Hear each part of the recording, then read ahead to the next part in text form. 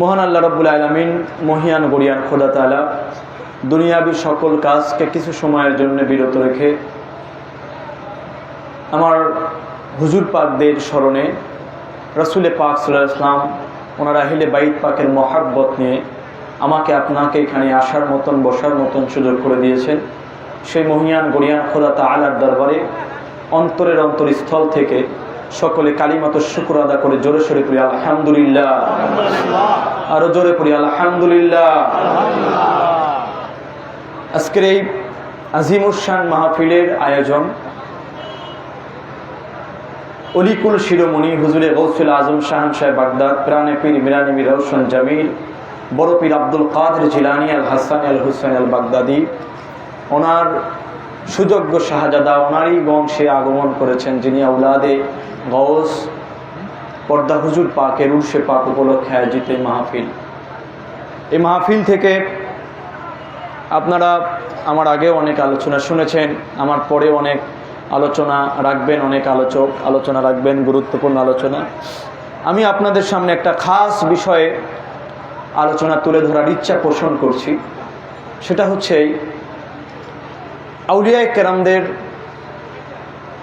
এই বাংলার জমিনে নয়, সারা পৃথিবীর মধ্যে আউলিয়ায়ে কেরামদের অবদান এবং আউলিয়ায়ে কেরামদের সোহবতে থাকার গুরুত্ব এবং সাথে সাথে আউলিয়ায়ে কেরামদের সোহবতে আসলে আমাদের কতটুকুর উপকারিতা হবে, এই ব্যাপারগুলো নিয়ে ছোটোখাটোভাবে সাদামাটাভাবে ইনশাল্লাহ বলার চেষ্টা করব, আশা পোষণ করছি।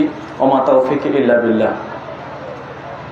প্রথমেই ভূমিকাতে যেটা আপনাদেরকে জানাতে চাই সেটা হচ্ছে এই রুয়ে জমিনের মধ্যে রসুলে পাক সাল্লাল্লাহু আলাইহি ওয়াসাল্লামের পর থেকে পর্যন্ত প্রায় 1450 বছর প্লাস হয়ে গেছে।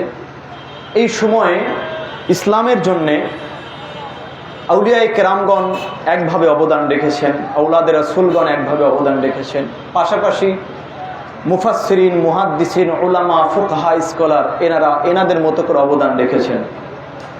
এক একজনের অবদান ইসলামের মধ্যে এক একজনের অবদান রাখার ক্যাটাগরি এক এক রকম ছিল। যেমন হুজুরে গৌসে পাকের ইসলামের জন্য অবদান রাখা, ওনার ক্যাটাগরি একরকম ছিল। আবার যদি বলি ইমাম বুখারী রহমাতুল্লাহি আলাইহি, ওনার ইসলামের ভিতরে অবদান রাখার ক্যাটাগরি একরকম ছিল। ইমাম আবু হানিফা রহমাতুল্লাহি আলাইহি, ওনার ইসলামের অবদানের ক্যাটাগরি একরকম ছিল। এক একজনের এক একটা ক্যাটাগরিতে তারা অবদান রেখেছেন। আমার কথা কি বুঝতে পারতেছেন আপনারা? মাইকের আওয়াজটা একটু ডাউন, জিজ্ঞাসা করলাম যে ভলিউমটা হচ্ছে না, কারণ বিদ্যুতের ভোল্টেজটা একটু কম। তা আমার কণ্ঠ যতটুকু আছে আপনাদের পর্যন্ত পৌঁছাচ্ছে তো নাকি? হ্যাঁ, পিছন পর্যন্ত পৌঁছায়? হ্যাঁ ইনশাল্লাহ। তো শুনতে তো পারবেন নাকি? ইনশাল্লাহ শোনা গেলেই হলো। তো ব্যাপার হলো এই এক একজন এক একটা ক্যাটাগরিতে অবদান রেখেছেন। তো আউলিয়ায়ে কেরামদের অবদানের সাথে মুহাদ্দিসিন, মুফাসসিরিনদের অবদান কখনো মিলবে না। আবার আলেম সমাজ যে অবদান রেখেছেন, এই সমাজের এই অবদানের সাথে আপনি কখনো আল্লাহ ওয়ালাদের অবদানের তুলনা করতে পারবেন না, কারণ ক্যাটাগরিটা ভিন্ন।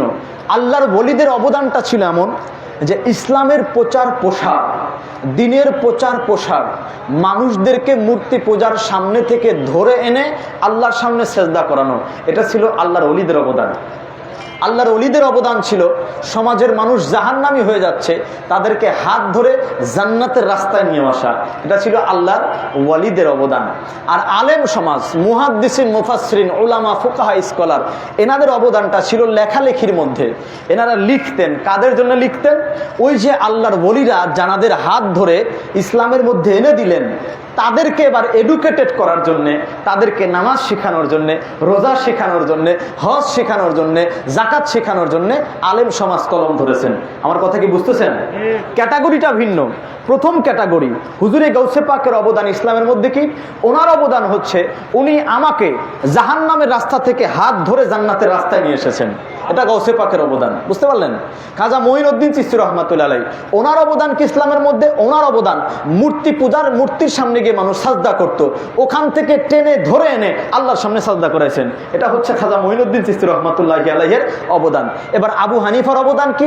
ইমাম আবু হানিফা রহমাতুল্লাহ আলাইহির অবদান হচ্ছে এই যে খাজা মঈনুদ্দিন চিশতি রহমাতুল্লাহ আলাইহি, হুজুরে গাউসে পাক, হ্যাঁ, এইভাবে আল্লাহর ওলি যা আউলাদ রাসূল যারা আছেন, মানুষকে ধরে ধরে ধর্মের মধ্যে আনতেছেন। এবার ধর্মের রীতি রেওয়াজ, ধর্মের নামাজের পদ্ধতি, রোজার পদ্ধতি, কিভাবে রোজা থাকা লাগবে, কিভাবে হজ করা লাগবে, কিভাবে জাকাত দেওয়া লাগবে, এগুলো তো জানার দরকার আছে। এবার ইমাম আবু হানিফা রহমাতুল্লাহ আলাইহি কলম ধরলেন যে নামাজ কিভাবে পড়তে হবে, নাভিতে হাত বাঁধবেন নাকি বুকের উপরে হাত বাঁধবেন, হাত যখন তুলবেন কি কান পর্যন্ত তুলবেন নাকি কার পর্যন্ত চলবেন, এই সিস্টেমগুলো এবার ইমাম আবু হানিফা রহমাতুল্লাহ আলাইহি লিখতে শুরু করলেন। তো ওনার ক্যাটাগরি ভিন্ন। আমি কি বুঝাইতে পারতেছি ভাই? ওনার ক্যাটাগরিটা ভিন্ন। ইমাম বুখারী রহমাতুল্লাহ আলাইহি, ইমাম মুসলিম, ইমাম তিরমিজি, ইমাম নাসাই, ইবনে মাজাহ, এনারা আবার কি করলেন? রাসূল পাক সাল্লাল্লাহু আলাইহি ওয়াসাল্লামের মুখ নিঃসৃত বাণী, ওনার পবিত্র জবান পাক থেকে যে বাণীগুলো বের হয়েছে, এই বাণীগুলো সারা পৃথিবী থেকে একত্রিত করে মানুষের কাছে তুলে ধরলেন, যেন মুসলমান যারা হয়েছে, যারা মুসলমান হয়েছে তারা যেন রাসূল পাকের এই বাণীগুলো পড়ে পড়ে নিজেদেরকে আরো পরিশুদ্ধ করতে পারে। কারো অবদানকে অস্বীকার করার কোনো সুযোগ, আমি কি বুঝাইতে পারতেছি ভাই? কারো অবদানকে অস্বীকার করার কোনো সুযোগ ইসলামের মধ্যে নাই।